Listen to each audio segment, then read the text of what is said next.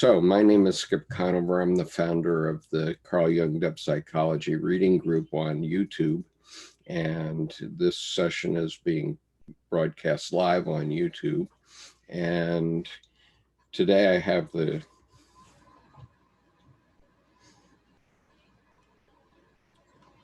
numinous honor to introduce Anna Ulanov to speak with us. I have a number of Dr. Ulanov's books in front of me here, including The Wisdom of the Psyche, the Soul, and Psychoid, the Soul and the Psyche. Another copy of Wisdom of the Psyche. It turned out I bought two of them, and The Unshuttered Heart, and The Living God and Our Living Psyche.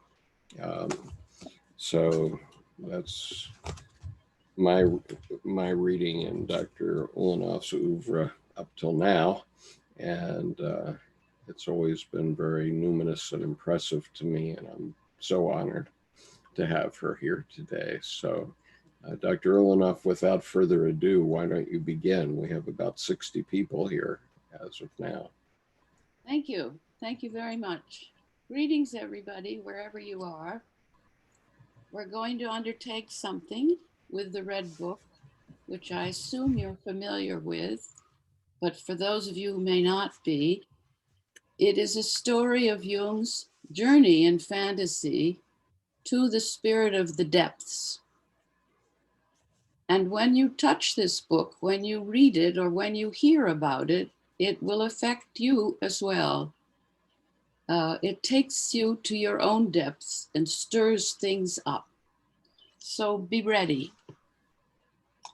The title of the remarks I'm going to make is Blundering into the Work of Redemption.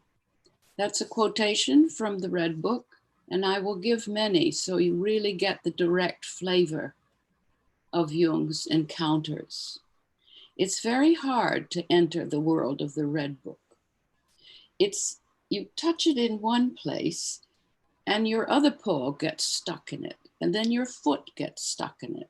It's like a tar baby with Brer Rabbit fighting the wolf. The trickster Brer Rabbit, tricking the wolf, now tricks us. So it's very hard to find words for the venture into this Liber Novus, another part of the title of the Red Book.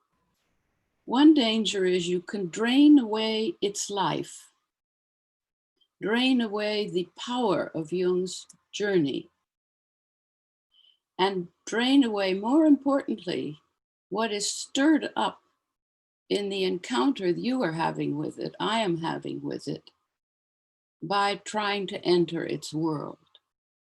What Jung calls our own mystery play.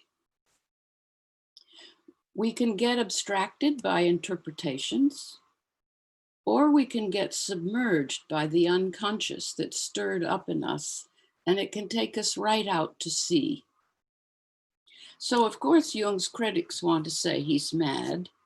That's a very good defense against being initiated into one's own work, one's own task of linking what Jung calls the below to the above. He's living this experience. He's right in the midst of it.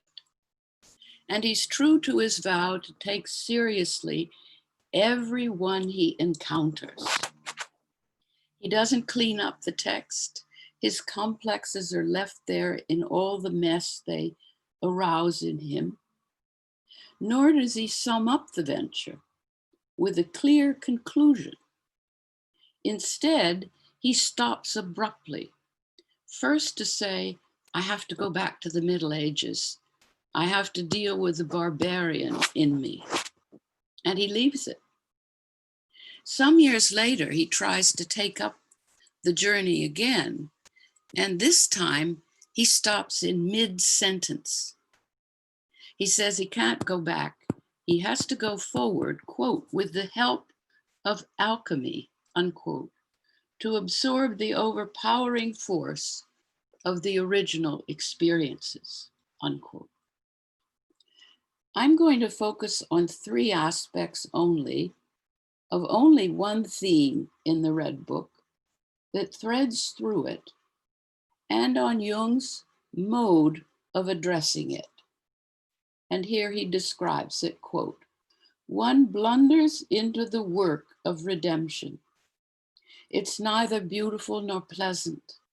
It's so difficult, so full of torment, that one should count oneself as sick, not as one of the healthy who seeks to impart their abundance to others," unquote. Jung felt nauseated, he felt empty, he felt himself a beggar. His path was more than 1,000 feet deep. Indeed, he says, quote, "a cosmic depth that takes him beyond what he knows to where, quote, the pliers of the depths held me, and I had to drink the bitterest of draughts," unquote. Now, redemption in the book means being saved, claimed, made good, recovered, regenerated, reformed. What Jung describes for himself as, quote, "smelted anew," as if he was metal and they all melted down and combined into a new kind of, not wholeness, but toward wholeness. He was smelted anew, and his mode of apprehending is blundering. So the first of my three emphasis. He begins his redeeming work from this original angle, quote, "Christ totally overcomes the temptation of the devil, but not the temptation of God to good and reason. Christ thus succumbs to cursing," unquote. So the good is what we identify with as our highest value, our hero, a hero we must disidentify from, indeed kill, as Jung murders Siegfried with the help of a small brown man, who we take, as readers, we take this small brown man as a self figure. But a little digression about the self here. It wasn't a concept fully formed when he was writing this book. It came up in the book, the first premonitions, the first articulations of what the self might be. I'll get to it when we talk about the self and God, but it's not formed. You all know, but I will repeat anyway. The self is the centralizing archetype of the whole psyche, conscious and unconscious, in contrast to ego, which is the center only of consciousness. And when the ego and the self interact, intersect, converse, combine, fight, lightning goes off. So here, Jung and the small brown man kill the hero, the one accepted as the great good. Jung writes, "The heroic in you is the fact that you are ruled by the thought, this is the good, or that is the good. It's indispensable. You obtain it in headlong striving work, or it's this pleasure, or that pleasure, or it's what we save by ruthlessly repressing what's against it. But then you sin against incapacity. But incapacity exists. No one should deny it, find fault with it, or shout it down." Incapacity, as you no doubt know, is his first articulation of what he later will call the inferior function in each of us. This hero, Jung also calls in the book our ruling principle, and identifies his own, its intellect, reason, logos, thinking, force, efficiency. It's masculine, it's science, science of the spirit of the times. God has become identified with only the good, says Jung, of our developed ruling principle. And that excludes in ourselves and in our culture the bad, leaving it undeveloped, neglected, quote, to the mercy of decay. Jung then descends to his personal hell, which he calls so boring compared to the fun and daring of everybody else's hell.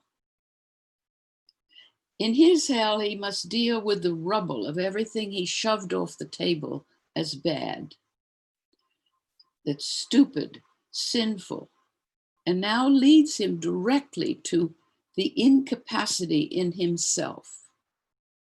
And meeting up with that, somehow beginning to develop that, will be the source from which emerges paradoxical intelligence in contrast to intellect, knowledge of the heart, not of the head, eros, not logos, feeling, not thinking, feminine, not masculine, and magic, not science, magic which we need, quote, to receive or invoke communication of the incomprehensible, unquote. Jung hears an announcement. He hears it said to him, you will believe you have sunk into meaninglessness, into eternal disorder, and you will be right. Nothing will deliver you from disorder and meaninglessness, since this is the other half of the world, unquote. And again, a quotation, but for him who has seen the chaos, there is no more hiding, because he knows that the bottom sways. And when I read that, I remembered a clinical example from my own practice where someone said, the bottom of my mind is slipping. It's slipping sideways, unquote.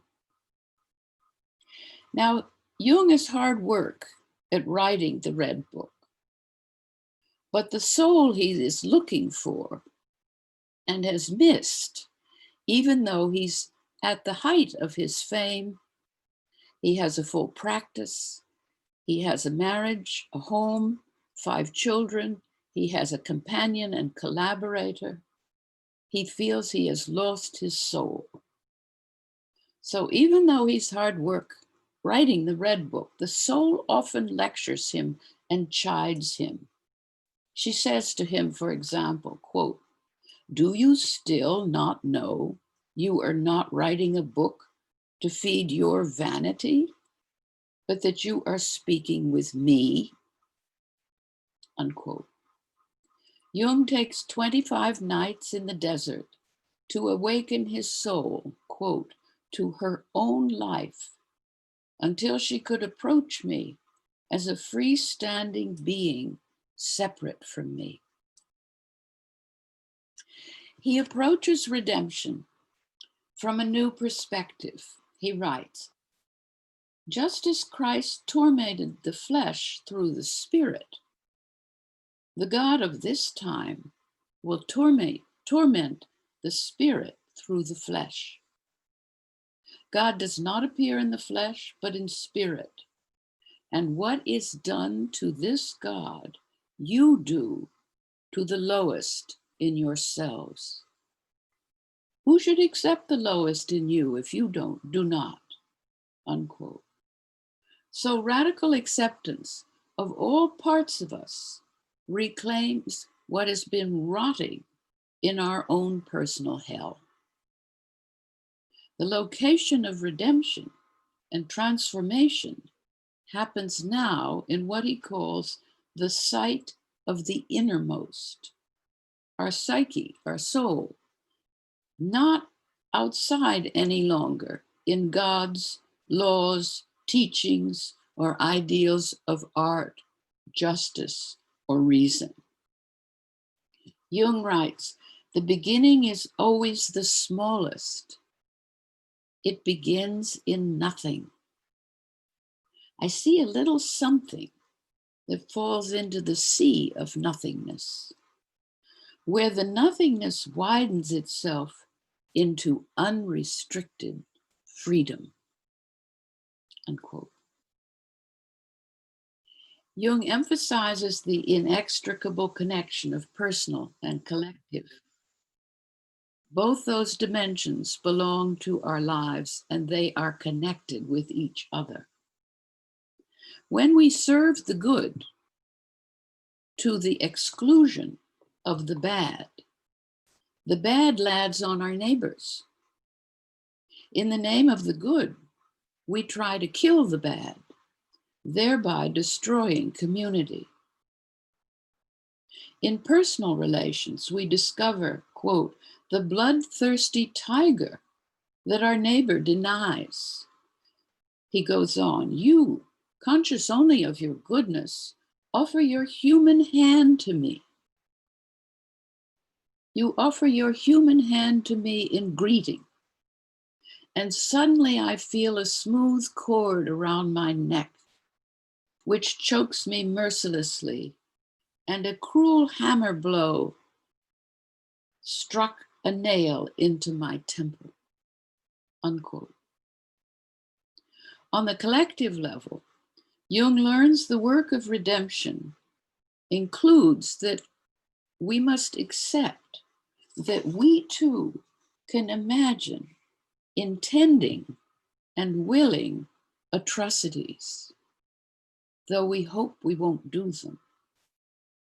We cannot cling to the good as protection against the awareness that we can imagine atrocities. I understand this to indicate our task is to hold in consciousness simultaneously both the capacity to exert terrible attitudes and actions in tension with the good that we love and want to serve. It's holding the two in tension simultaneously. We consciously suffer this fierce stretching, neither enacting nor repressing the bad, and thus we suffer the dissolution of a defined distinction of good and evil. And thereby we personally contribute to communal harmony by knowing we can harm each other.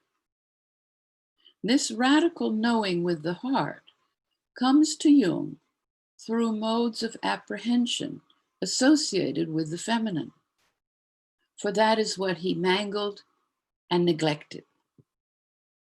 So my second focus is changing gender. Jung changes his gender in the Red Book. He returns to his masculine identification, enlarged and made more fluid, but nonetheless, there is a change of gender.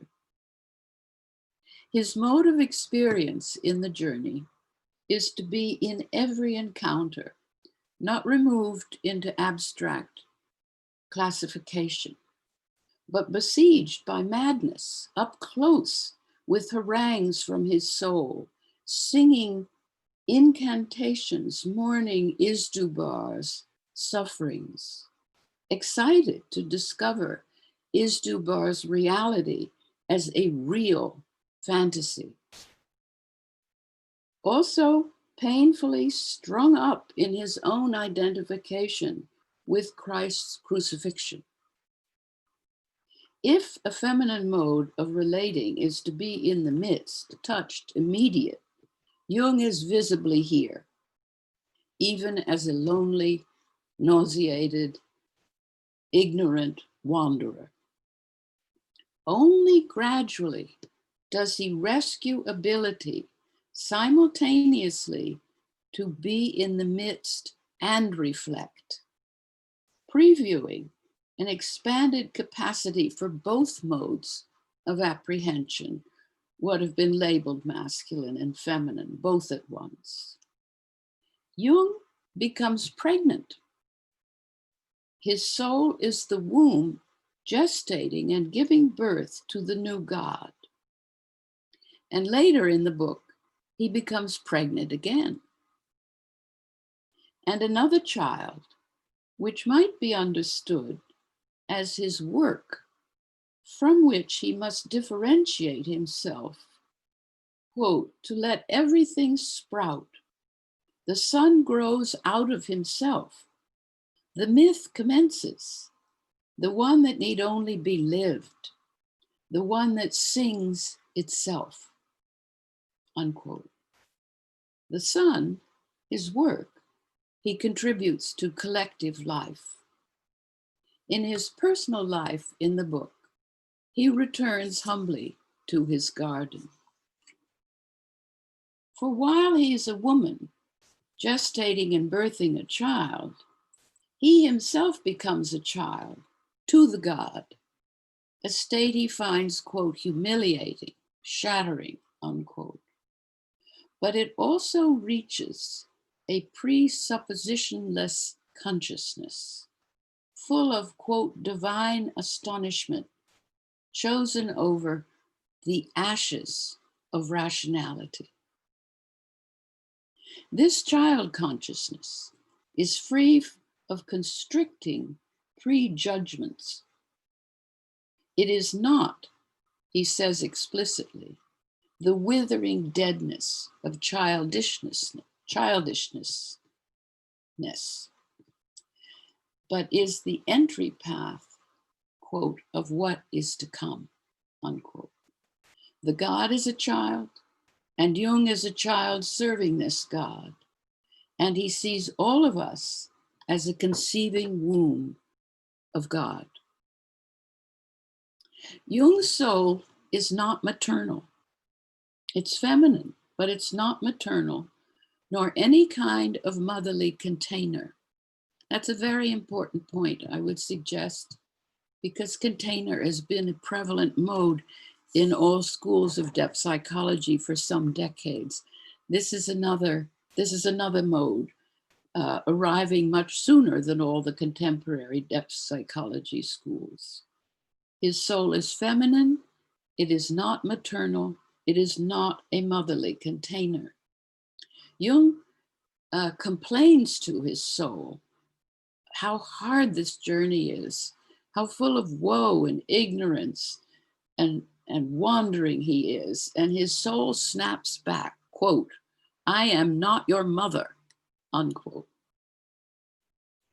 She is an other standpoint within him, a freestanding, real presence in her own right, challenging his vanity, his ambitiousness, his self-absorption, and his addiction to words. In disagreements with her, Jung often yields, but not always. She, part of the primordial origins he will later call the mothers of the deep, the mother who comes back as the fructive, creative principle. She is the birthplace in him of the new God. Jung sees a man and says, a man must become a woman to be able to see the otherness of his soul and avoid becoming enslaved to women. And here again is an extremely prescient point relevant to contemporary issues around gender, but decades ahead of it. We must all go beyond the gendered, Jung says. And then this concluding phrase is remarkable, I think. We must all of us go beyond the gendered, but not as a hard rule. Rather, each person responding appropriately to her or his actual situation is what is needed, for that makes space for the diversity of paths. Jung's identification with this feminine part of him grows from seeing how badly he's mangled it and from his efforts to redeem it. Salome, a major figure in the book, first appears as crazed, blind, murderous, bloodthirsty. And through the journey, she develops into a sane, sighted, womanly presence who wants to give her love to Jung. Jung recoils. You will stifle my freedom. And I will try to remember when we're discussing a very terrible dream he has every time he thinks of Salome offering her love to him. The book has got a lot of funny episodes in it. He recoils. He fears intimacy with another would stifle his freedom, and it would impose the burden of that person's life on him. He insists instead every one of us must carry her or his own life. And he encouraged his wife and his companion to find their unique paths. Yet, in writing and living the Red Book venture, Jung's actual dependence on both of those women was absolute. Emma Jung, his wife, who raised their 5 children, sustained a steady home, presided over a big house, a big staff, did all the financial work, became an analyst, and helped to inaugurate the Analytical Psychology Club. It's the first one in Zurich. Allowing Jung his freedom to create his new vision of psychology. For that, Jung depended absolutely on Tony Wolff, who received and interpreted his fantasies and collaborated in creating new ideas of psyche, for which she received no official credit or even a footnote. Jung said of his Red Book experience, "You need another, and probably a woman, to find your soul." He writes, "I found you again only through the soul of a woman," unquote. Tony Wolff was his soul companion for a time. And how can that be credited in a book title or a footnote? She became a prominent analyst and the presidential force of the Analytical Psychology Club's life for many years. Depending on these 2 women simultaneously, the 3 of them, privately and publicly, suffered and enjoyed their pairing. So very unconventional at that time, with sadness and gain to each person. Jung presented a seminar material on his Liber Novus and depended on members to validate his psychological experiences.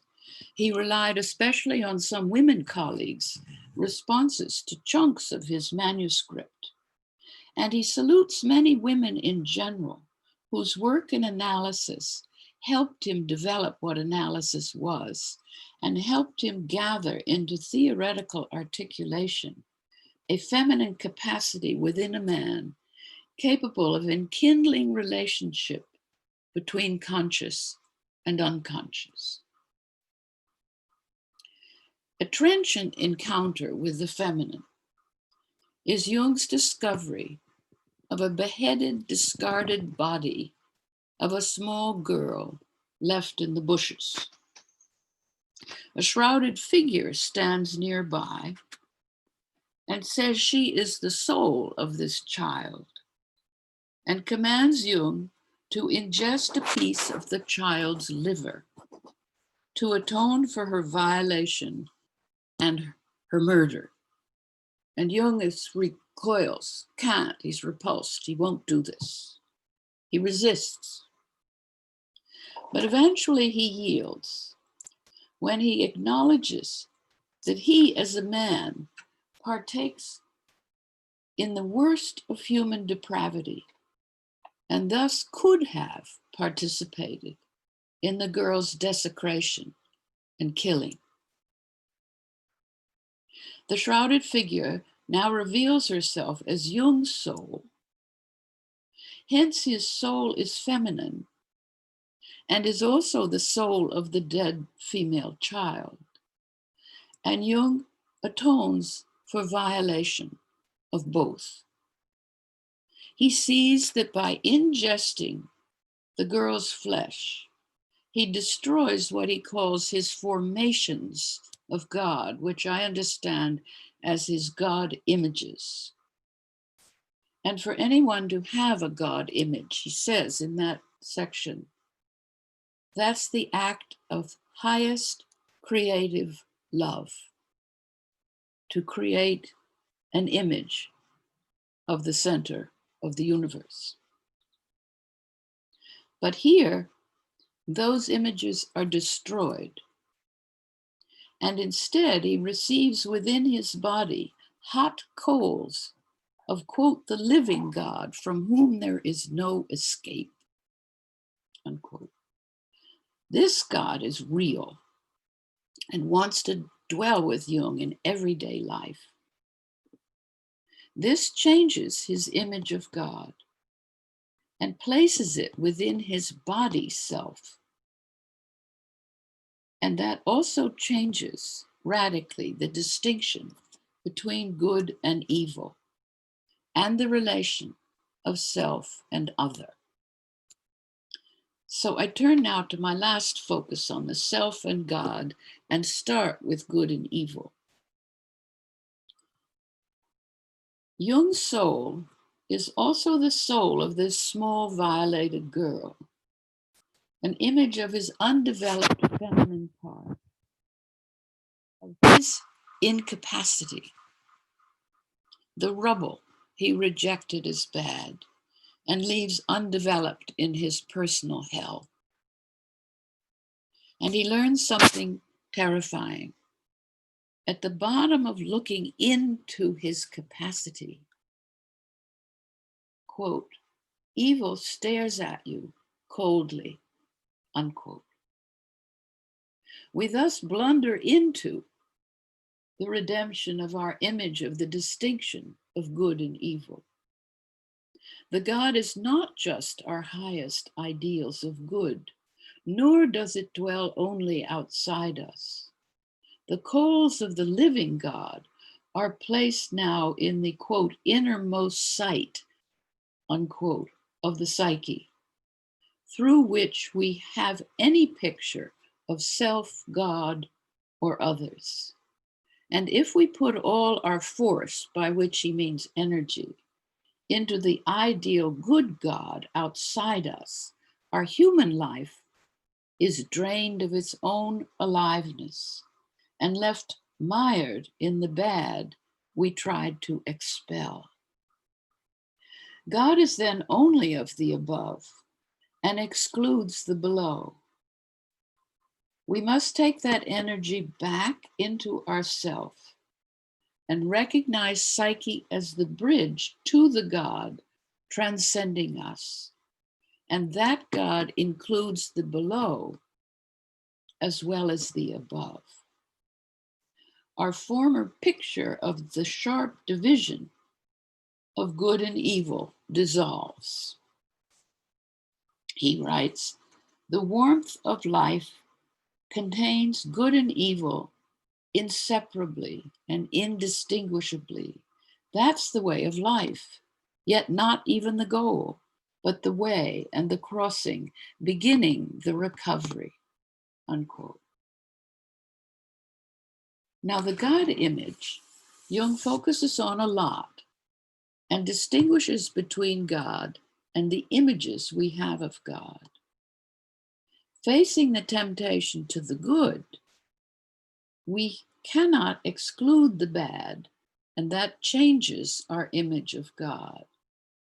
And if it's true that the soul is not a maternal container for us, but rather that other standpoint within us, for as Jung writes, the God is always where you are not, unquote.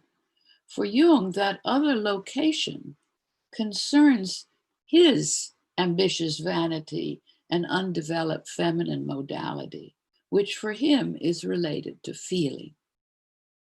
The point is, the Godhead is also the other within us, in the form of the God images our soul through our psyche creates, not some idealized distant deity unconnected to our all too human selves.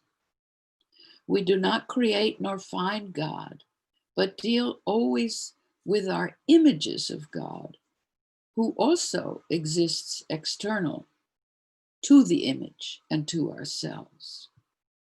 Now, Jung writes, the new image of God manifests, quote, as the supreme meaning, the bridge to the God that is yet to come.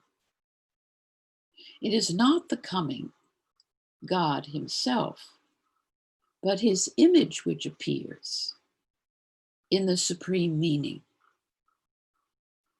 God is an image.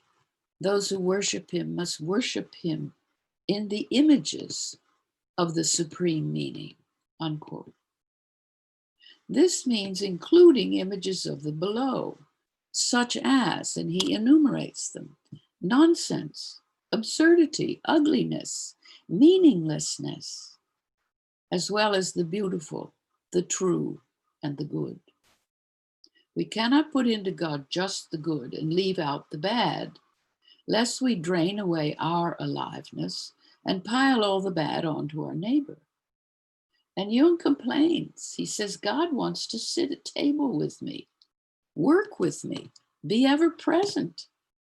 The divine appears to me as irrational craziness, stealing into reasonable, meaningful human activity. This is the real, the living God. Jung's ingesting of the murdered girl's liver, surely an image of the below, destroys his image of God as idealized good, but leads to putting the glowing coals of God into his body self that he cannot escape, but will face every day in the humdrum of daily life. But Jung sees he cannot, we cannot, by himself destroy his formation, his image of the highest God, whatever it is, to which we are enthralled. Excuse me, allergies. Clinically, we see God images landing on whatever we call the goods. Might be money, might be power, might be politics, might be substances that call to us in food or drink or drugs. It might be our highest ideals of knowledge, art, science, love, whatever acts as a God in our personality around which everything else circles and to which everything else is referred. What we call our ultimate value, what we call what we love best. That's what Jung is trying to get at with the word God image. I understand it as a foundational image whose destruction would make us feel we're losing our mind. Remember, the bottom and the bottom sways, or my patient who said, my mind is slipping. The bottom of my mind is slipping. It's slipping sideways. That's what happens when you try to pull up the foundational image that centers your entire life. It can be a negative image, it can be your inferiority complex or your drinking or whatever. But it's what you can't get that last foot free of being hobbled in. To pull that up makes us feel everything slipping sideways. And Jung says we can't do that by ourselves. We won't do that, even if we want to do that. Think of injuries you've had. I had a foot surgery years ago, and your foot's like a ruler when you are recovering, and then you're given a list of exercises to do. And I was diligent and devoted and wanted my foot back. Well, my foot said, I'm not having anything to do with that. Forget it. It's too painful. I won't do it. I can't do it. And I couldn't do them. I found a way to do them in water, which saved the day. But this intention doesn't carry the day. And Jung says, shockingly, you need evil to do it for you. You cannot do it yourself. So, we cannot will to destroy our God image of the highest good by ourselves, but only in shocking dependence on evil to do it for and with us. Jung says you cannot dissolve good with good. You can dissolve good only with evil, unquote. That dissolution leaves us with what we each and together do in the face of evil. Our personal problem with the bad now opens on the collective human problem of how destructiveness finds a place in living. Jung reaches this amazing response. It's amazing. Good and evil unite only in growth from the below to the above. When growth stops, they fall apart again and vie with one another hostilely. They fall apart into violent rivalry. We too must develop solutions to the place of destructiveness in livingness, to the place of devastation in existence, our existence. I'll repeat what Jung says. Good and evil unite only in growth. When you're growing, when you're struggling, when you're trying with the opposites to find some conversation between them. When growth stops, they fall apart into violent rivalry.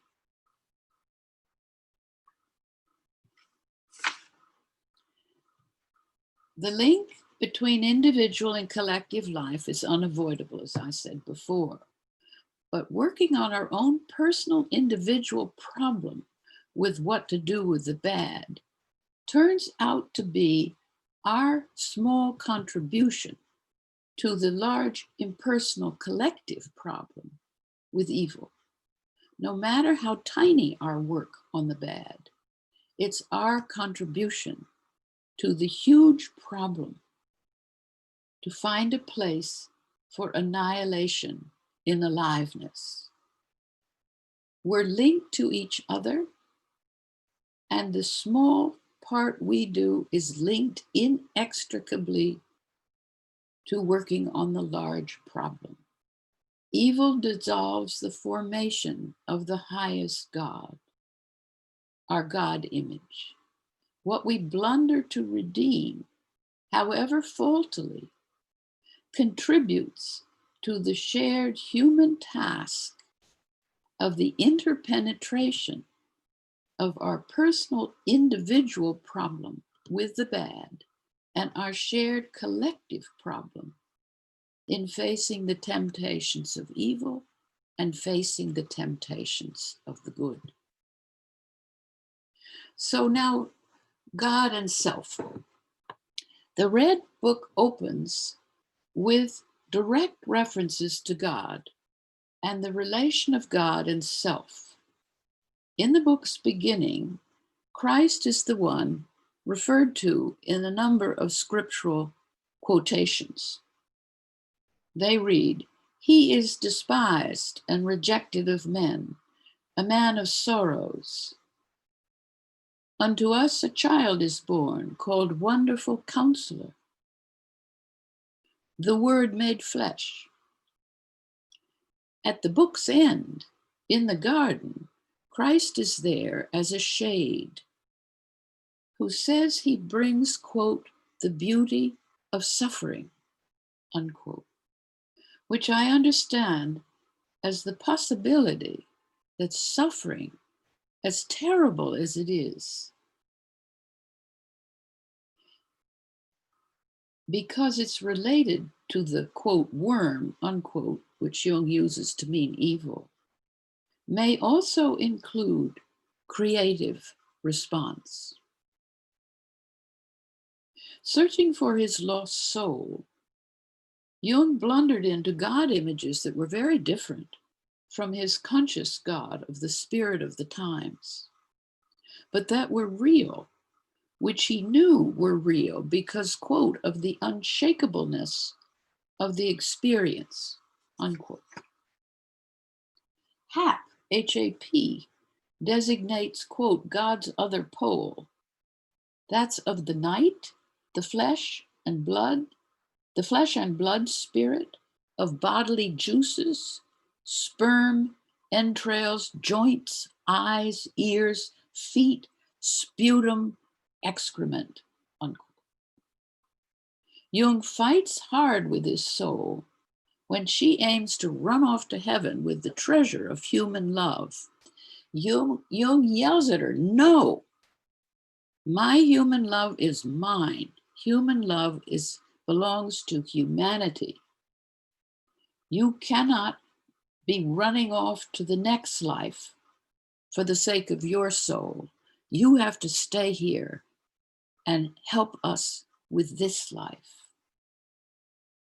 So differentiation starts between this life and the next life, and between the need of the dead and the living, and between the precious ego life and the life of the hereafter.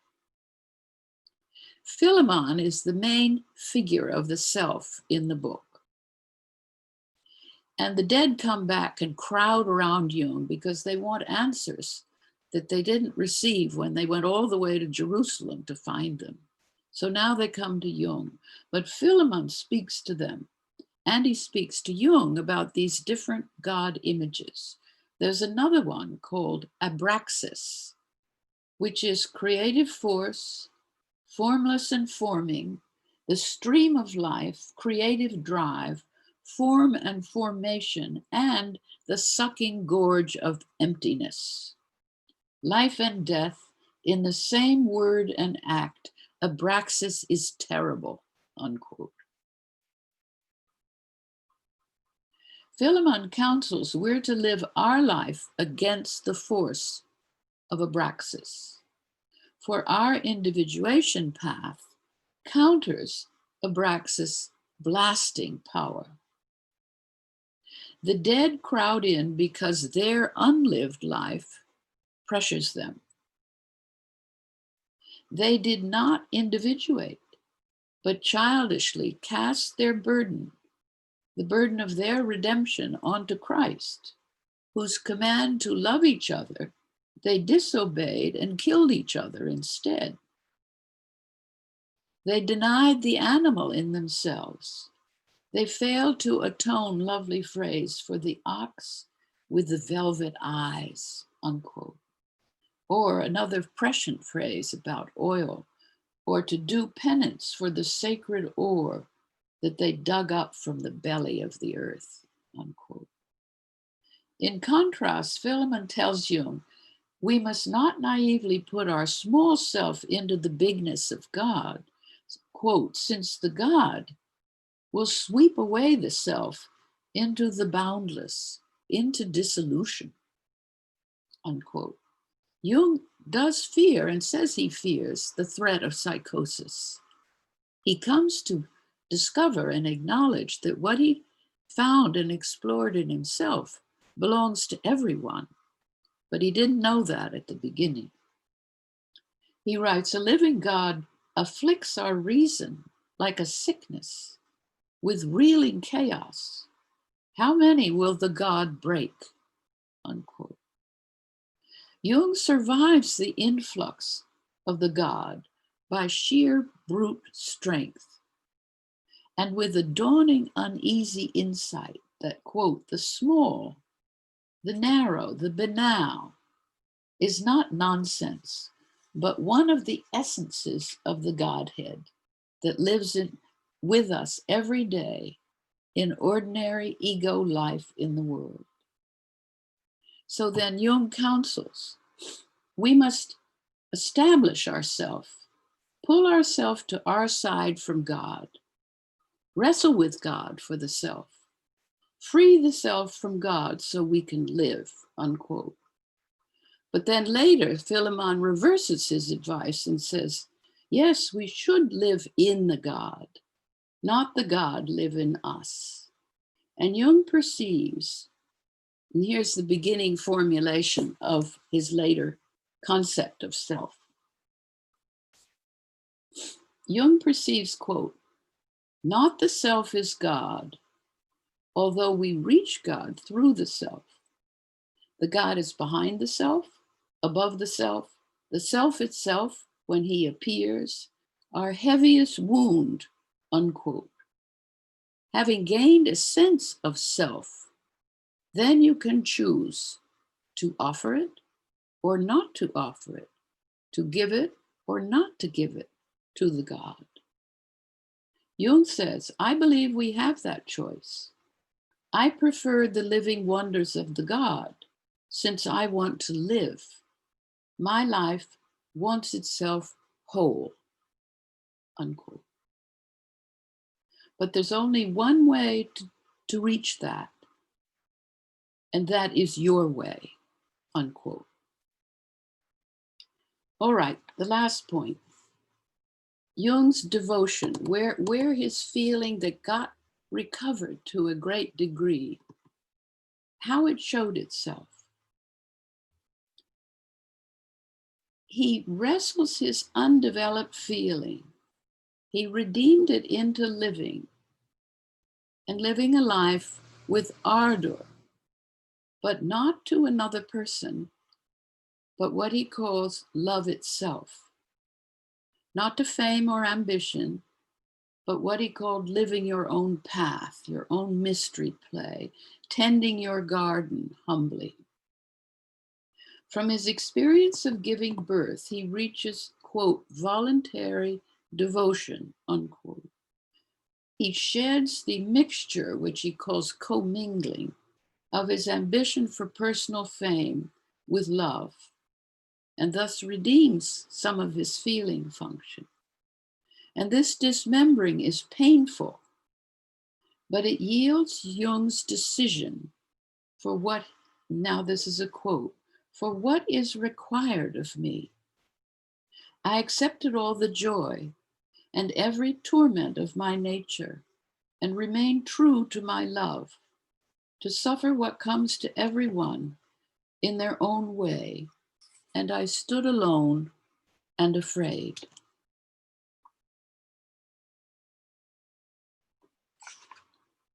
He devoted 16 years carefully painting his pivotal experiences to show the mysteries that lived him. This private endeavor marks, quote, what is to come, this book, only published decades after its completion. So living our life to the full includes all our unlived life. He writes, live what you have never yet lived. The life I could still live, I should live, regardless of the present situation. The life I could still live, I should live, The thoughts I could still think I should think, unquote. This way feeds community and does not sap community by imitating your neighbor's way and neglecting your own, nor foisting on others what we want them to be instead of greeting who they actually are. Quote, may each one seek his own way. That way leads to mutual love and community, unquote. And again, he writes, if we fulfill the need of the self, through this we become aware of the needs of the communal and can fulfill them. But if you give up yourself, you live it in others. Thereby you become selfish to others, you infect them.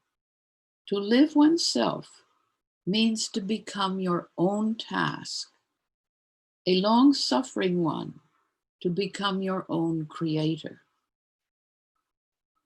To his own astonishment, it meant for him that he had to, quote, become Christ, not just follow Christ. It meant he had to engage the temptation of the good, not just the temptation of evil, as did Christ. That he had to suffer the torture of the spirit by the flesh, not just the torture of the flesh by the spirit, as did Christ. Jung said he had to suffer his own mystery play, not imitate somebody else's, nor should we. He writes, you have your own. Utterly poor and miserable, unknowingly humiliated, go through your gate. He does not identify with God. He does not see himself as God.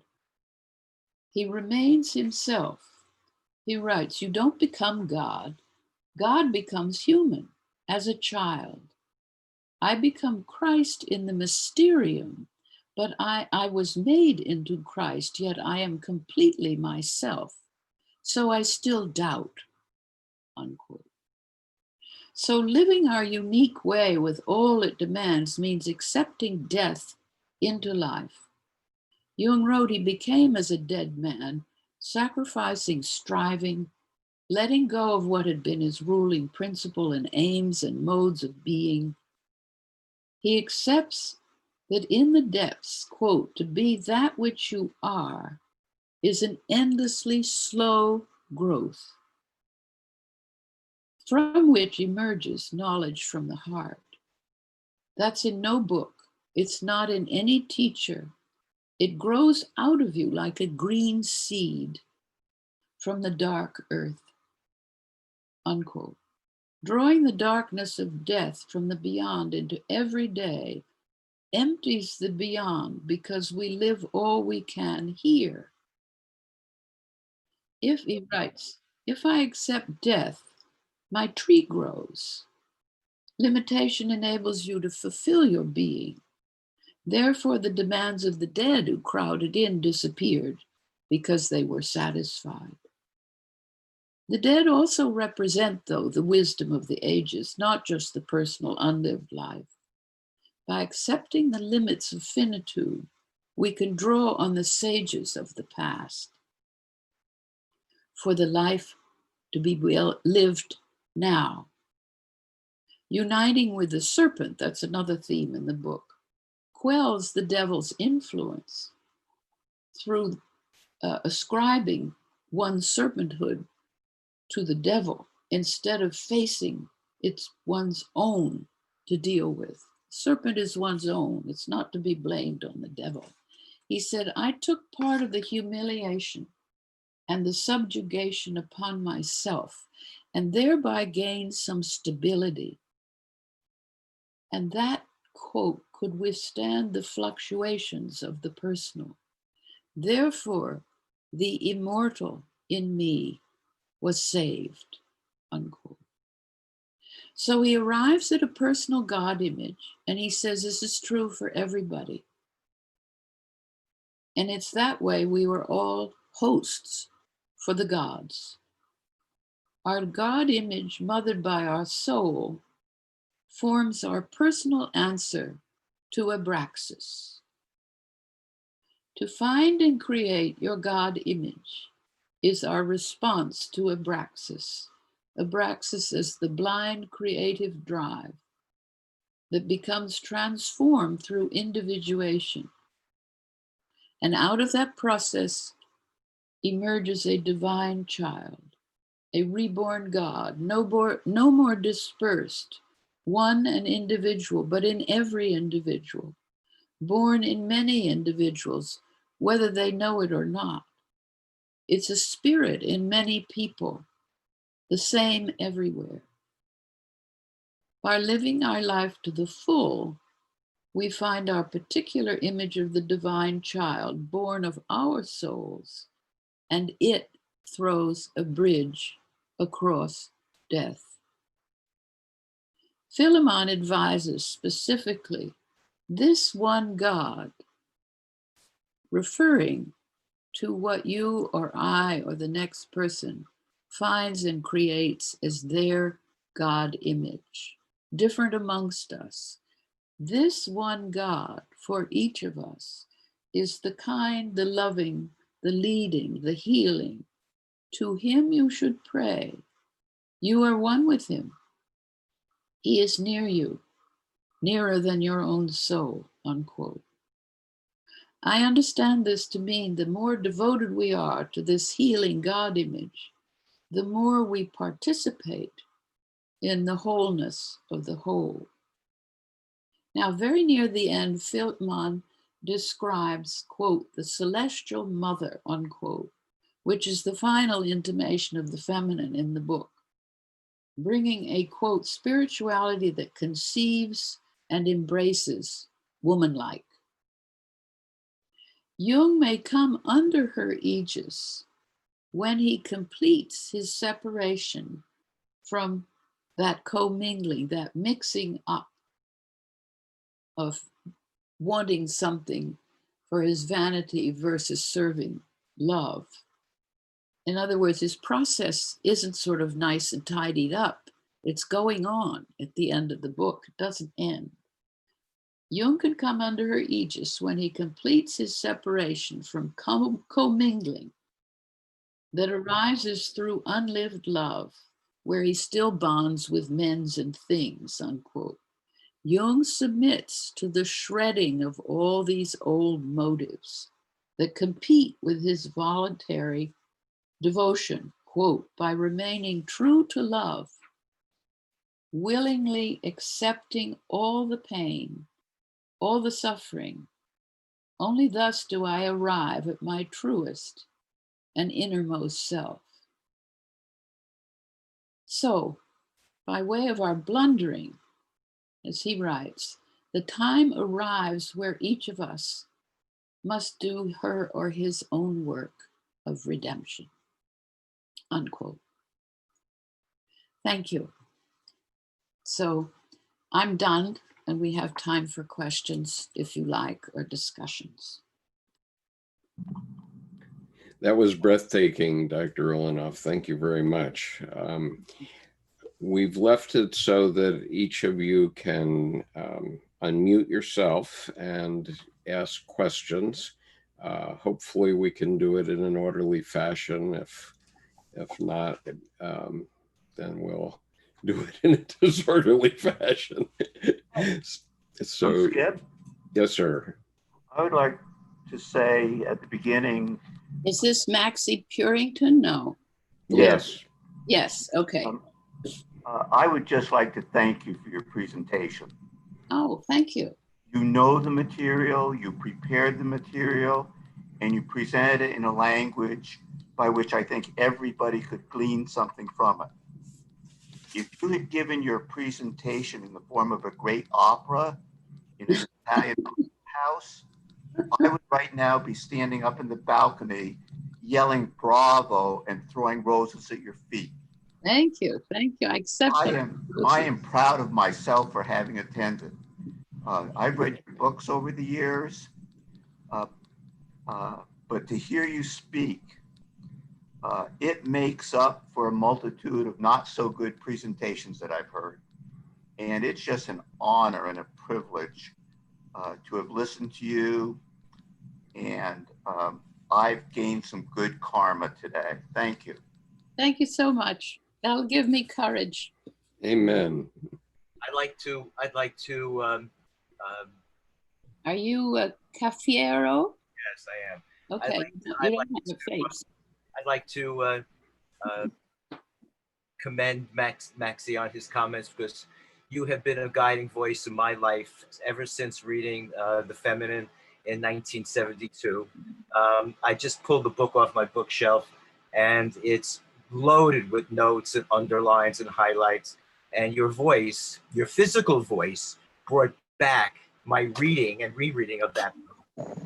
Hello, my name is. Almost brought tears to my eyes. And I just want to say that you had just one of the best individuals, and in explaining Jung's work and bringing it to a more level of understanding for people, because people kind of look at what you're talking about and what so many of us have, Jungians have been reading for so many years. They just don't get it. One of the questions I'd like to ask you, and your thoughts on this, or maybe just to think upon it, is the Me Too movement. So when you were talking, I'm thinking, if more men had a better relationship with their anima, or more understanding of it, it would help this movement that women are now encountering, or the humanity is coming to terms with, of how the anima and how men can be part of this Me Too movement more. Yes, that's absolutely right. Absolutely right. And here's a very special point about that animus language, which is super clumsy, so it gets into a lot of controversy. You never get to the gem in it. The anima is the communicator from and to the unconscious. So the conversation with it goes on inside, or, you know, you can enact it, do it while you're walking or exercising or whatever, but it doesn't help to try to relate to the world through the anima. That's not her business. Her business is to say, this is what the self's telling you. Now, what do you think about this? And your business is to say, well, this is what I'm concerned about. What do you think about what I say? And the intense involvement is between the two of you. It's not to be used to address the world. That's not her business. And another second point that emphasizes that when our unfaced shadow stuff falls on the anima, then there's hell to pay. If the shadow is dealt with in its own terms and the anima doesn't have to get all mixed up, commingled with it, then the anima, it's an archetype. It has a life. It isn't concerned with what you say on the first date or how you get out of this difficult relationship. That's not her concern. Her concerns are others. So I agree with you. Of course, that would make a huge difference, and that would be a real contribution to the Me Too movement. Thank you for that question. So Tom Cavalli has his hand up, and if others want to ask a question, you can find on the participants panel a raise your hand. I don't, oh, here he is, down here with your watch, but there's no picture. Okay, go ahead, Mr. Cavalli. Yeah, I'm in my pajamas, so. Thank you. This is just absolutely wonderful. There were just so many things that resonated with me, and more importantly, with the situation that we are suffering in the United States. So I just want to kind of run some things by and get your reflections and comments on them. You know, when we are in a crisis of unparalleled proportions, and what I mean by that is everything beginning with the pandemic, a president who denies and tries to not only eliminate any sense of the truth, but our democratic institutions, Black men being murdered. I mean, I can go on and on and on. I want to bring this back and put it into the context of what you had said. That really struck me, and that is that good doesn't dissolve good, evil does. Now, I'd like to be a little bit more personal in terms of, how do I interpret that? What does that look like on a personal level? I mean, to put a name to what I just described, I would call that we're in the darkness of a collective shadow, or to use the alchemical expression, which is my area, the negrito. I really feel that we are in the negrito. But, on a personal, daily, everyday level, do I try to, withdraw all that projection, that darkness, and try to resolve it within myself? Do I take political action?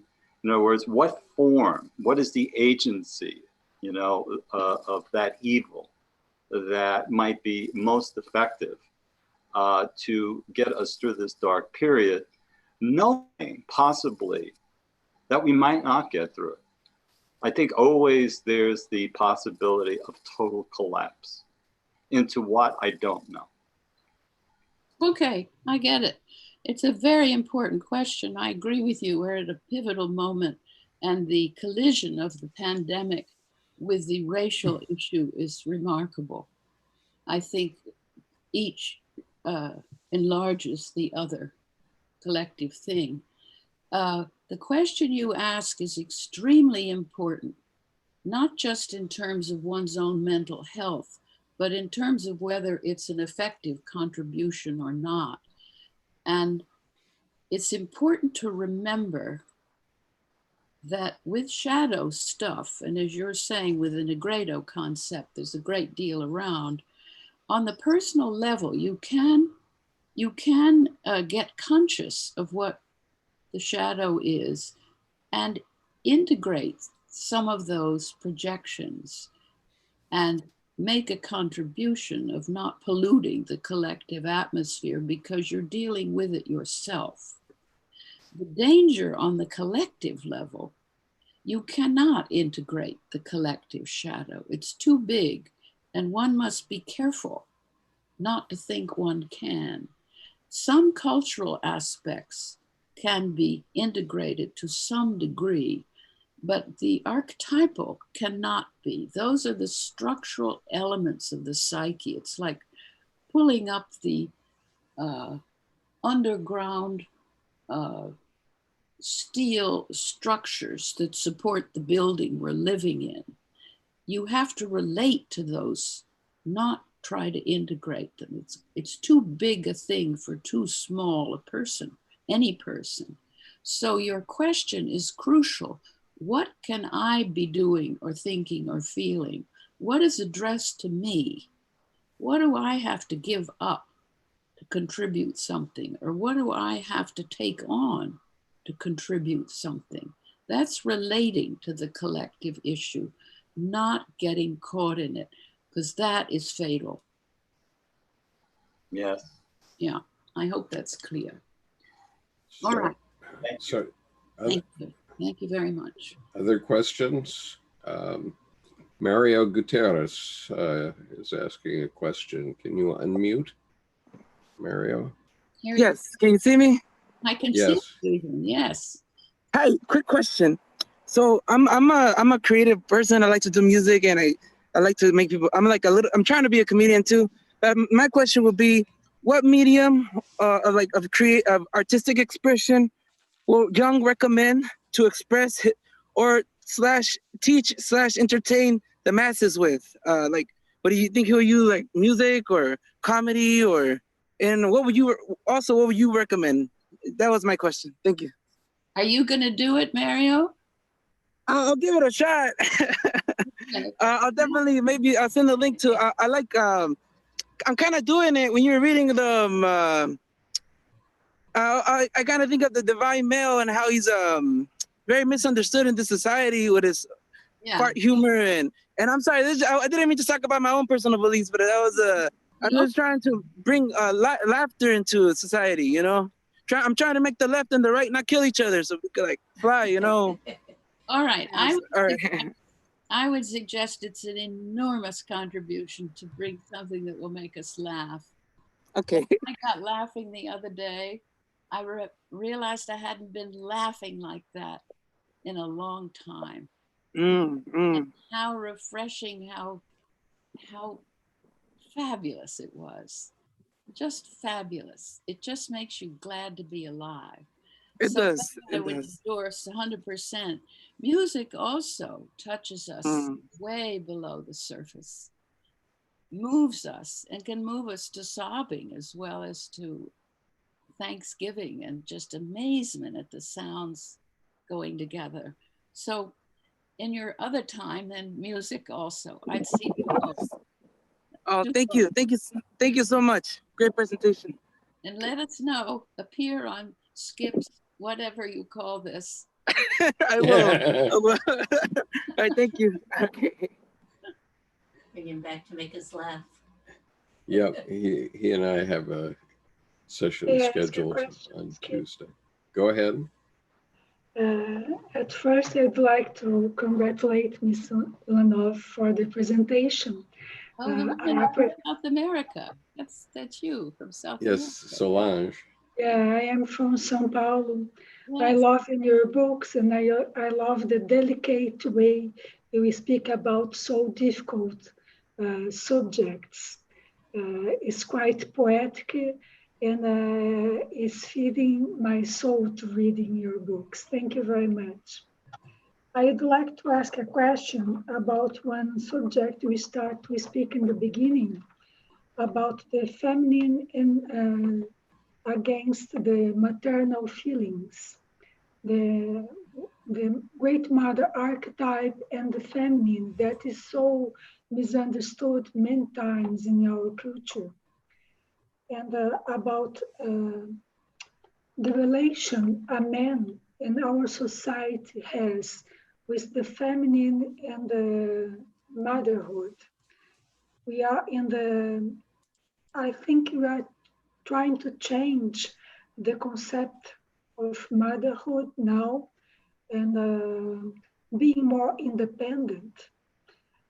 We are in a kind of society that is also yet looking for motherhood, looking for someone to take care of us and avoiding taking responsibility. What do you think? Because when I understand the soul saying to Jung, I'm not your mother. Nature is not our mother. We need to take care of ourselves, of our nature, of our society. What do you think? I think you're very articulate. You say good things. I think we are changing and trying to change. It's what the whole mother archetype is at the root of the political battles about marriage laws, abortion laws, et cetera, and challenging directly the terror of the mother who will control and dictate, and the longing for the mother who will accept and where to find her. Somebody else who spoke earlier talks about the destruction of the structures of democracy, and there's a feeling of mistrust of government. There's no sense of surety that the government will take care of you. So how to relate to the mother now? But the mother is great and big with all kinds of different and opposite tendencies, ruthlessness. I think of the mother bear who, when her cubs are ready, she thinks they're ready to be on their own, she makes them go away, or she goes away. It's time for you to live now. Don't live in between my paws. You have to have your own. So do you find in your own city or your own country, which I know is in turmoil also, Are there any manifestations that show directions where new images of mother might be appearing? No, Not yet.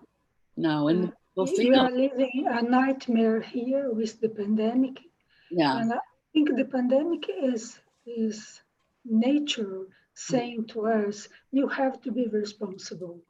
yeah, I am a force and I'm not going to any direction. I don't care about you. You have to care about yourselves.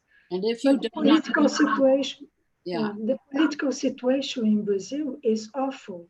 You are living the collective shadow. You are dominated by the collective shadow, not by the high number of people, but the noise the evil is capable to do. yeah, Evil is noisy. yeah. Well, the good mother's still around also, but not in the old ways. It includes, I think Jung would say, it includes also doing your own work, not foisting it on someone else or some institution or some archetype as if that's a reality that's going to do it for you. You have to have an actual relationship that is carried by yourself as well as the other side. That's the difference. And then he does have this wonderful idea that the mother comes back as the creative principle, the creative in each of us. So in a sense, the theme of these questions is, how do I find that creative glimpse, that direction? Where is it for me? Is it in comedy? Is it in music? Is it in the libretto? Is it in this? Is it in that? That's the mother principle as the creative pushing you in a very specific intimation of what your path might be, but not doing it for you. So we have a couple of hands raised. One is from Idris. Idris, do you want to ask a question? Yes, thank you. Thank you very much for your presentation. It spoke to all the intersections that I faced, like traveling in my inner life. It's amazing. I came across one quotation that you just read to us, and I did not get the word. It was tend your guard or tend your garden. Garden. Yeah. Yeah, the Greek believe that the wise people have beautiful gardens behind their house, and those who are not wise, they will just leave it in shambles. So I can see where it is coming from. Thank you very much. And one more question. I would like to write my dreams and speak to the inner beings, like almost like a red book. I have a fear that what if they continue speaking and they don't stop speaking? It's like if I lose the mental control, with active imagination, the fear is that all those beings that you speak in you, they speak back to you. What if they just don't stop speaking? Well, you have a voice too, and you could say you're talking too much. Now be quiet. Yeah. You have to keep your feet in your own ground and speak from there. And usually they listen if you're clear, coming from your point of view. And sometimes just tell them to shut up. Yeah. Or I'll be back there are co-beings in the existence. Nobody's superior or inferior, right? And sometimes people call in the image of another person, like a third person on their side to sort of mediate. So if you can't control yourself, then we're going to have Harry come and join us in our conversation, and he will tell us when to stop, and you have to listen to that. Yeah. So you're not entirely alone if there are lots of voices all at once. So yes, thank you. Vicky Jo Varner has her hand up. Thank you, Idris. Thank you. If you want to ask a question, please raise your hand so that I can see that you raise your hand So go ahead, Vicki. Hi, Anne. Where- It took me a while to find how to raise my hand. And we met in New York at the, can you find me? Oh, I found you at the bottom, but not your face. Yeah. Have Okay. you- Go ahead. Okay, I have my video on, so I don't know why you don't see my face, but that's all right. So I met you in New York at the Psychological Types conference, the one-day conference, Oh, yes. a Years long ago. time Yeah. ago. Yeah, yeah. So my favorite book of yours, and I'm not going to get the title right, is about femininity and Christian something. I can't quite get the title right. That's the one that someone else referred to. The first book in the 71, 72. The Feminine. Just call it The Feminine. Yeah, The Feminine. And in there, you talk about the importance of having masculine and feminine as opposites in order to give us something to move toward as the other. I'm wondering if you have any comments about the gender fluidity stuff that's happening now, the transgender and the just the, you know, the fluidity, the all of the cis and the bi and all of that. In light of your book, do you have any comments to make about that trend that seems to be moving more toward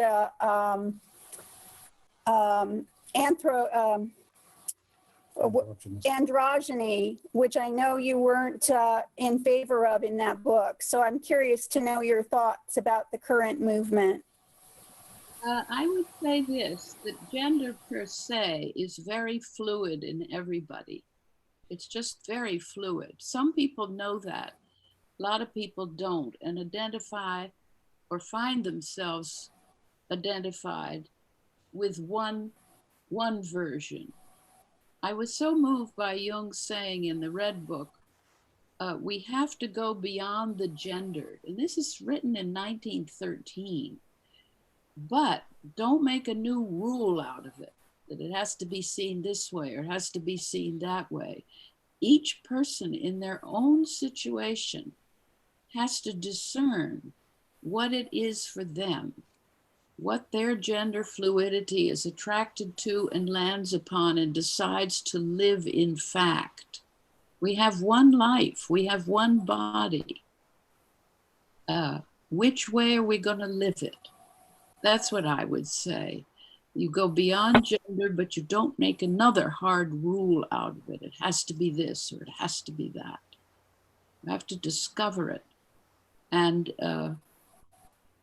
I think the threat of this idea of his is that people have been raised, we've all been raised, to identify one version as the only version.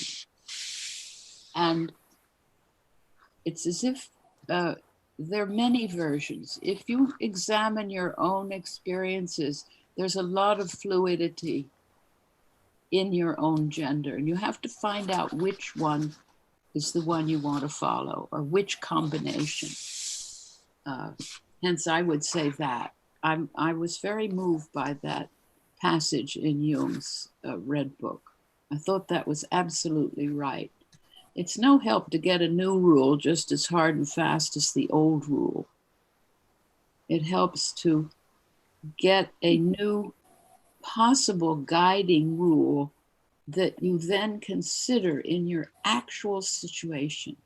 What happens to you? How does this happen that this person, or let's take a love affair, this person comes across the horizon to me? Of all the people in the world, what does it mean that I am in love with this person, or I feel myself called in this way, to do with my own sexual and bodily self in relation to this person? We have one life. It helps to find it and live it, because if you don't live it, you lose it. Thank you, Vicky Joe. Some people are having difficulty finding the hand raise, and so you could also send a note on chat, and I will call upon you. The next person who's done that is Nomi Kluger. So would you unmute, Nomi, and speak to us? Hello, hello, hello. I think you have to turn on your mic. You have to unmute your microphone. I can see you're moving your mouth, but we're not hearing anything. Where is she? Okay, all right. There we go. Did you hear me? I can hear you well. You know, Hello. this unmuting is a message from my father on high, my personal father, who always said, keep your mouth shut. No. Anne, thank you tremendously. You know, I'm always so moved by hearing you. Thank you. And now I hope I'm not going to be too reductive by making an image. I'm trying to speak to the notion of the mother. Okay. And I mentioned this to you in the Chicago presentation that you did as well, when you were talking about you don't fight good with goodness, but with evil. You have to bring the evil in both sides. Using the imagery of the Sphirot tree in Kabbalah. One of the aspects of God, one of the feminine aspects of God is harsh judgment. And she can be hellish. She's fire, she's harsh.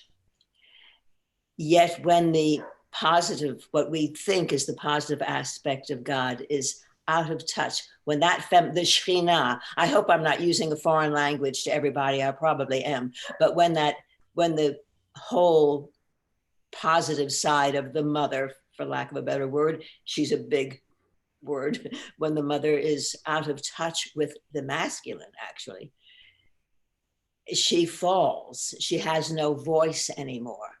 Because the masculine is the breath. She's the words. The masculine is the breath that brings forth the words. When she's out of touch with her breath, she falls into the nether world, the other side. She cannot get out herself. She cannot heal herself. So she has to bring in the fiery, harsh judgment of Dean to fight, to stand on her own 2 feet, to declare. I'm trying now to bring in how we might be doing that. And maybe you answered by not identifying with the collective, of course. These are things I know, yet I don't know when it comes to personal actions. The negative mother, whose harsh judgment, she is needed because the mother does smack her kids, you know. She is boundaries. This is not allowed. So by saying, I'm not your mother, you have to be the mother and say, you know, cut that crap. You can't do that. Right. On the other side, bringing that harshness into the total embrace of what one sentimentally thought of as the great mother is a very hard job. Not just in mothering ourselves is what I'm talking about. I'm not talking about how to raise children. Right. In doing it with analizance, it's very hard because one can get caught into taking care of them or be impatient. How do we do that all together? I'm waiting for your wisdom in saying this simply. Practical questions. Well, one thing comes to my mind, which relates to what you're saying exactly and relates to the previous question about gender. Yes. It's not my wisdom. It's something that a Jungian colleague emailed me, and you can get it. And it is a remarkable speech. And I'm not going to remember the 3 parts of the woman's name. The last is Cortez in America. She's the Democratic representative. Oh, yes. House. Is it long name? Ocasio-Cortez. Yes, that's it. She was insulted by another representative, male, on the steps of the House, on the steps of our government. And she took a personal point in the House, which apparently is a privilege to do. All the representatives have it. And she gave a speech about it. And she's very direct, quoting what he said in front of the press, insulting her, calling her nasty names, and recounted that he apologized and he didn't mean it, and her objection to it. And her speech included, this is common. What you're doing happens every day to women, every day. And it was the feminine missing in him. She was fired, she was harsh, but it was all within a framework of respectful politeness without being wimpy, but very strong. She said, and don't think I'm upset and hurt. This is par for the course. And you have daughters. And you would not want to have your daughter spoken to this way. And your youngest daughter is 2 years older than I am. And you have a wife. You would not want her spoken to this way, but men speak to women this way. And she was very harsh to him. I can't quote all the things, but it was a total embrace of the total situation. Yes. And if you Google her name, you will find it yourselves and you can read it. I found it simply astounding. And the thing that the Jungians, then it caught fire in this little group I belonged to, and they were trying to decide which goddess she was, which was all very different. But she had both the fire and the harshness, but the respectful embrace. We are representatives. This has got to change. She didn't lecture him, but the whole point was, where are you, man? This is Dodoville, the way you're behaving. Yes. Very good illustration. It had to do with the gender, in the sense it was immensely strong, but she seemed immensely feminine. Yes. Yes. Was amazing. That's Athena, I think. Very strong women, very strong woman, Athena, but has the wisdom to. But I had the impression that you could talk to her and say, "Wow, what about this?" You didn't have to agree, and then you'd have a vigorous conversation. She wasn't out to make you feel small. Right. That was the different tone of the fighting. So I see it that way. Now, what it cost her to produce that, I have no idea. I haven't followed her career very closely, but I don't think you just wake up knowing how to do that. But if it goes down far enough where you've been hit, you'll come up with something that combines the fluidity. You can call on all the different aspects of your own fluid genderness, as well as the two things you were describing, embrace and. Yeah.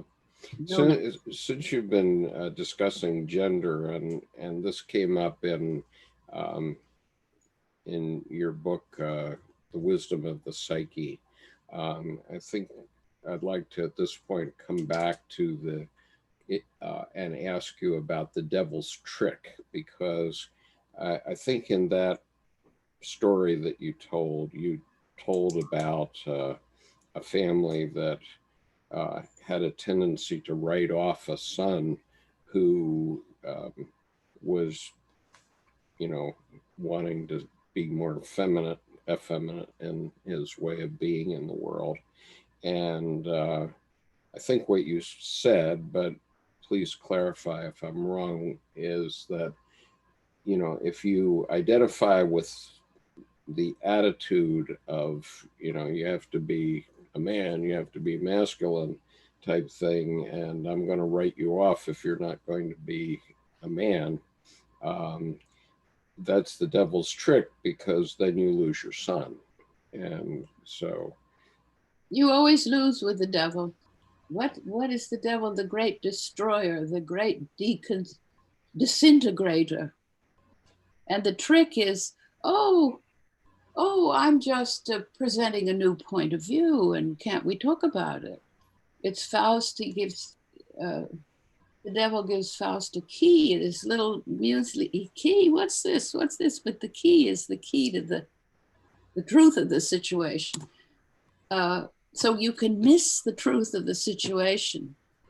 And of course, we're also seducible. Oh, you mean I could get that? But you always have to say, well, wait a minute, what do I give up, or what do I give for that? And the trick is, oh, this is puny. This is the wonderful thing. It isn't puny. It's always the key that you have to give up. Yeah. It reminds me of the Broch novel, The Spell, Hermann Broch. It's so frightening to me. I can't finish the book. It's written years ago, but it's about what's happened to us. A man comes to a village, and he is sort of preaching ecology of all things, written years ago, way ahead of the consciousness of that. And he just suddenly takes over the whole town, not by violence, not by bribery. He just insinuates. It's like a serpent, insinuates. Or it's that UNESCO play where everybody wants a rhinoceros hide suddenly. And there's one guy who doesn't want to be a rhinoceros. And everybody does it. It couldn't be too bad. Well, there's another person in my building who does it. Maybe I could break the law that way too. It's there. It's there. Well, that's the story of our times, I think.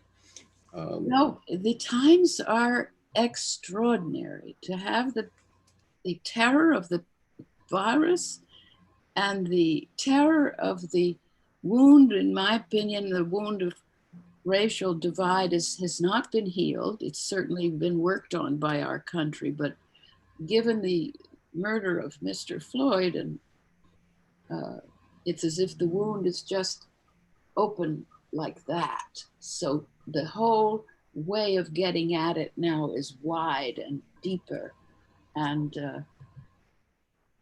we must attend. We must attend because we haven't had this opportunity before. Nancy Paff has raised her hand. So Nancy. Yes, I see you, Nancy. Hi, Dr. Ulanov. I've loved your books. I've loved some videos I've seen you in. It's always been helpful and growth producing to be exposed to your work. I wanted to speak of something back when you talked about Jung and his personal hell and evil dissolving good, and share a personal example to see if that is what you're talking about or not. So I'm in the process at this time of things coming up that are shocking about myself, memories that have been buried. And one recently came up where I had hurt someone physically who was weaker than myself. This was when I was in my 20s. And I went into a terrible darkness, thinking, you know, I'm a terrible, terrible person, and had to get some counseling to get balance. And the balance really was, I am a human person. I'm not as good as I thought I was, and I'm not as bad as I think I am. I'm human. And was that evil dissolving good? Yes. Helping me climb down from a pedestal of seeing myself into much of a light. Yes, yes. Evil always divides, and you suddenly, remembering this, you were only that. It was lifted out of context, and it was the thing in which you were identified with. Now, maybe that's a necessary part of the process in order to get a hold of whatever it was. But to then reduce yourself to that is the bribe again. You're nothing but that. Yeah, that's And the lie. and what makes us think we can be without such things like that? We all do stupid, terrible things, and they don't change if we don't deal with them. So the interesting thing to me is I wonder what brings this up now, because it's like cleaning up the back closet. Well, that's exactly what's happening right now, is we're down to the concrete stuff that has to be broken up with a jackhammer, very painful stuff, but Yeah. down to the core of what's been blocking life for me. Well, there's the nexus point between the two. Life was blocked. That was the symptom. Because you were a stinker in your 20s in this incident. Yes, I was. She had to be brought along. Couldn't live without her. Right. Couldn't rise above her. And then couldn't become her only. Yes, having to learn to express anger. Yeah. Some inner authority instead of being compliant. So Marv Page has his hand up. I have a couple more hands up here. So Marv, your turn to talk. Where is Mark? I'm looking for you. It's Marv, actually. Oh, Marv. Oh, there you are. I see you. I think you have we have to unmute you, Marv. You have to unmute. There we go. First of all, I'm in analysis. I've heard a lot about you from different YouTube presentations that I've watched for others. And I put this on because I'd heard so much about you, I put this on my calendar, and I'm really glad that I was able to be here today. A couple of things, one in the public and the other personal. The public one is I see the huge archetypal forces of the rise of the severe patriarchy, the right-wing patriarchy, both in the Senate and in the presidency and White House, and also appearing all over the world in different countries, like the woman in Brazil, Solange where Solange lives. And then what I see, with the Black Lives Matter, being really propelled because of what we got to watch, the very slow, deliberate killing of a black man. Black men are killed almost every day in the United States. It's just, and women too. And it's just, we don't get that visual. We get partials. Oh, we had a gun. Well, it turned out it was a camera, all blah, blah, blah. This was deliberate, and it reached something in our psyche where we really reacted to it. So what I see is this huge movement by the patriarchy, with now the troops being sent into different cities and all that. And then what I'm encouraged by is it seems like what that's instituted is a move by the feminine that is bringing along, leading men behind it with the moms, United Moms, Wall of Moms. And it's really, the pandemic and the patriarchy and all this, it's like a perfect storm of what's happening. And then it's going to be increased by the Republicans not here in the States, not doing the unemployment thing for all the millions of people, men and women out of work. So we're headed for what was even worse than the movie, The Perfect Storm. Even if we get a vaccine right away, I was reading yesterday in the Wall Street Journal, there's no system for distribution of this vaccine here or worldwide. So we're really facing a monumental, horrible time that could also, I see, be the beginnings of a rise of people saying, I've had enough. And I'm wondering, I want to ask that one, then I have a personal question. I have some of the same fears, and some of the fears of the people saying, I've had enough. In New York, you feel it, because there are many people there who might lose everything. No place to live, not enough to eat, no jobs to come, where they're going to be. It's just total insecurity on every level. And I'm afraid for our city, the violence that could break out. I hear you. I live in Phoenix, and obviously we are where people are. There's an anti-mask movement here, like there is in Texas and other states, because we have a big Republican, community here in Arizona. Retirement, a lot of retirement people, and then. Well, I don't want to talk anymore about that. In analysis, I've been for about a year and a couple of weeks. It's a year and a couple of weeks, and I've had a lot of dreams that take place in like the Egyptian period and the Sumerian period, Mesopotamia, and they keep going back, different ones, but to that period where it's almost like I've lived there or been there many times. And then the other one is the post-Civil War in the United States. And I wanted to ask you about that, if you had any comments about that. Well, I love what Jung says about dreams. They walk in like an animal. Don't cover them with words. Just get a sense of what has appeared and stick to the image of it. Or so, we so often use the word image, and other people may not be primarily visual. They might hear things or smell things or feel the texture. Whatever it is, stick to the phenomenon. Stick to the phenomenon is so powerful that they seize me physically. Well, I mean, then very powerful. Then you need to protect yourself. And one way to protect is, especially when it involves another culture or another historical time, do some research. I am, yes, I hear you. But don't think the research is the beast that's appearing from the forest. Give place to everything. The research will give you a way of thinking about that part of the world differently in addition to the dream. Don't slap it on the dream, so now I know what it means. Let the dream be its own alive self and in its own language. And often you can have a feeling the dream has answered you, but you haven't the faintest idea what the answer is, because it's all in dream language.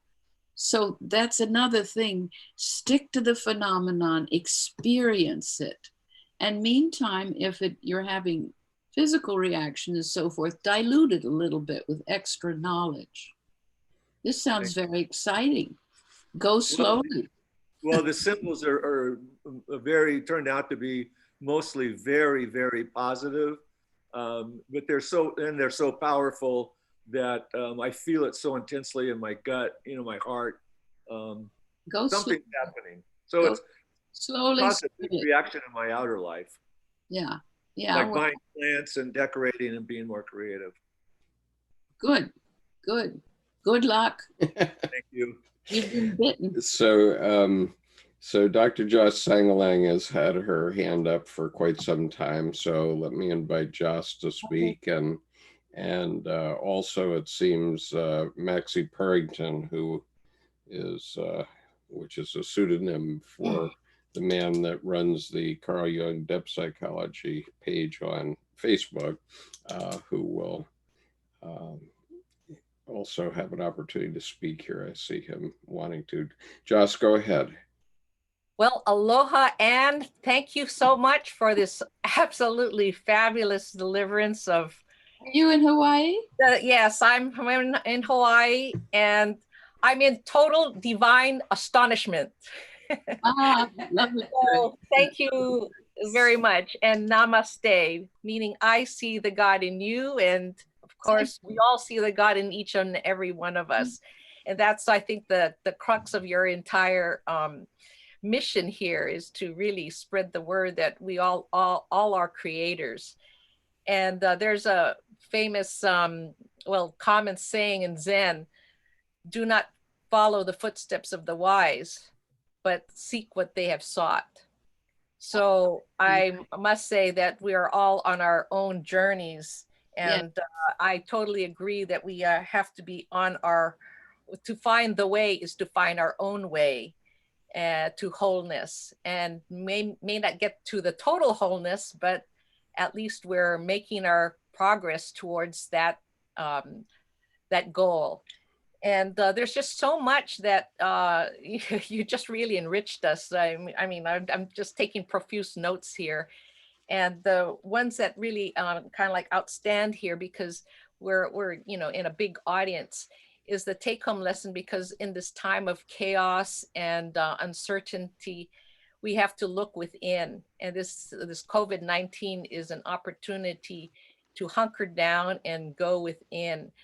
This is the demon, the collective demon that has come upon us to wrestle with us for a while. We know that at some point the battle will end, but it's an opportunity, like you said, for growth. And I just wanted to also, it brought up some thoughts about, is there life after death? I think the real question is there life before death? So it is a time now for us to redeem ourselves. And the question is, of course, for every single one of us, is how do we go about with our own redemption? How do we redeem ourselves? And for one thing, we have to identify what is it that we're redeeming. I was wondering I know you're Jungian analyst and you spent your entire lifetime with Jung, and I'm pretty sure that Jung is beside you, if not within you, and that he's, well, we're all God, so we have the collective soup here, and you have tapped into Jung's own psyche. What did he say about forgiveness and gratitude? Because I'm sure, like Nancy Paff was mentioning about revealing a little bit of her own a journey to the depth of the mud and the dirt within, and how do we come out of that mud and dirt to the light? I'm sure you might be able to tap into Jung's psyche about and say something about gratitude and forgiveness, which is part of the core of Christianity and religion in general. Thank you. Thank you very much for all you say. You make me remember how democratic it is, the idea. It's an odd thing to say because there's lots wrong with analysis, but it is premised, regardless of school, on the belief, the faith, you could even say, that everybody can do this, has a light within them, has a path to follow. That's the point of Jung's individuation. And he goes so far as to say, even if you don't participate in it consciously, it's going on anyway, which is sometimes dangerous, because then things that manifest in a fixed way when they might be in a process way, but not necessarily always that, makes me think of Mandela when he got out of prison saying, it isn't that we have to be afraid of evil, we're afraid of the light in each other. So now about the two words, forgiveness and gratitude, I don't think those are words Jung uses very often. That might be related to feeling, as he says, being his inferior function, which did develop a lot. But the inferior function, alas, is inferior. It's always slow, clumsy, never up to speed, never up to the par of developed functions. So that isn't the way he talks, and you don't come across those words often in his writings. I think his gratitude shows in his openness to the psyche of everybody and doing the work. I'm astonished by how hard he worked, how much work he got done. I'm just astonished by it. And he was devoted in that way. And it makes me think of an old thing that was first published in Modern Man in Search of His Soul. And I don't know where it is now that was a separate little paperback, and I think it's still available. But the articles were all split up, and they're somewhere in the collected works. And I don't know where this one is, but he says very strongly, and he's talking about people following Christ and dressing like Christ or trying to put on Christ's ethics. And he says, this is not the thing. The thing is, here's a guy who really followed his own way. And he met obstacles, persecution, and finally death. We have to follow our own way. And when we look in and see that part of us that doesn't, we're judgmental. We want to get rid of it. We want to bury it. No, you have to include that too. He shows his gratitude in that kind of take up what belongs to you. Or I read something you make me associate to in a book that was published recently in 2009, Children's Dreams. That might be interesting for the dream questioner who was down here before, the Middle Eastern dreamer, the Sumerian dreamer. He says, as I quoted, take the dream at its face value, stick with the phenomenon. Don't pour a lot of words over it. Listen to what it says. But in that text, he talks about working with people who are mad, who are psychotic. And you have to remember, he started his career in an inpatient hospital, which is different from most of the analysts. Not Winnicott, he also had that experience. But anyway, and he said, what matters is that you're there in the room with the person. Maybe I don't say anything. It doesn't really matter what I say. What matters is that I'm there on the spot with them, sitting with them. And he remembered one case. He said the things he was spouting were kind of repulsive. I found an aversion to them, but I got this kind of glimpse that there was something behind them.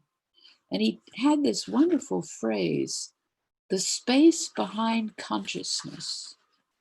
I glimpsed something and I didn't say anything, but it was enough. He saw the flash in my eye and that was enough. And then this patient could settle down and explain more clearly. He could tell his story. So the issues of forgiveness or gratitude come out in Jung's actions and in his devotion to his work. He shows his gratitude by trying in his retirement times, painting, sculpting, trying to put into form available to the world, or form that gives tribute to what it's pointing to. It's like an enclosed religious who's painting a painting or carving ivory or something. It shows that way, but he doesn't talk about it in feeling places. But it turns up. Bring it as your own interest and you'll find it. So, Maxie, do you want to have something more you wanted to add just now? Yes, please. What I wanted to ask about was in the Red Book, one section that is not widely discussed is Appendix C of the Red Book. But in that section, Dr. Jung speaks about the star of the individual. Yes, that's the God you pray to. Yes. he describes this star as not only a god, but a grandfather of souls. Yeah. He Yeah. describes its color as being blue, like that of a distant star, that he is far out in space, cold and solitary since he is beyond death. And Dr. Jung concludes this poignant portion of the Red Book by saying, to attain individuality, we need a large share of death. And I was wondering if you could discuss this blue star. That is, I believe, what Philemon is saying. You have your own God image, and that's the one with the leading, the healing, the guiding, the loving. But if you're looking at it theologically, it's through your specific image, mine. Everybody here on the computer has a different one or differently accented one. But that's the one that gets constructed out of your journey, your mystery play. And it's a very intimate, supportive relationship that you must attend and you must pray to it. It's not the God for everybody. It's not the collective God of this religion or that religion, but it's what feeds those religions. And it is, as he says in the text, the bridge across death. There you're not alone. There, but you have to be in the relationship not to feel alone. Yeah. Finding your immortality. I really like that phrase that you mentioned earlier. I do have one final question that just came up, and I need one simple clarification. You were talking about the feminine and the masculine, and you defined the feminine as in the midst, touched, very close, whereas the masculine, it tends to be abstract. And I wonder if you would expand on that a bit more. Well, let me just preface that by saying when I was teaching so many years, and then there was such a change about these terms becoming so concretized that they were persecutory, I said, well, let's talk about it as fuchsia and orange then. Let's get it out of these. These are two different ways of relating to something, and they both have inestimable values. To be able to detach my consciousness from the object gives me a lot of freedom in relation to the object. That would be the masculine way. The feminine approach is I'm involved. I'm not detached. I'm immersed, or I'm engaged might be a better word, because you aren't drowning in it. You're just involved in it. And you get different conclusions. So when the youngster came and talked to us across the Atlantic about the climate change and lectured to everybody at the UN, there was a fierce, that'd be another example, Naomi, maybe, of the harshness and the embrace. You have stolen my youth. And she was even angrier than Cortez. How dare you, etc. Now, her youth helped her, and people were so stunned that she could talk to them that way and come all the way across the ocean in a boat. But that's involvement. That's involvement to an extreme example. Yeah. So do you agree with me that it might not be beneficial to talk about these ideas in terms of masculine and feminine? Because once we do that, we tend to tag men and women, or do you find these terms still useful? Well, I don't think you can get away without them, but I think they can be very obstructive, because immediately it's like this As Jung said of those two opposites, they symbolized all the opposites. Well, that was a different time, and that was the end of that different time. And now they're so concretized that they feel like formulas, and you're going to imprint me. And of course, I'm not going to stand still for that. If your aim is conversation, you've got to find some other way into the conversation. That's why I was so impressed by we have to go beyond the gendered, but don't make another big rule. Get out of that fix. There is one way to do things. There are fluid ways. There are many ways. There are many angles. What you have to do is look at your own situation and see what enhances your capacity to muse and mull and talk about these things without getting cornered, labeled, offended, furious, etc., which just stops everything. Yes.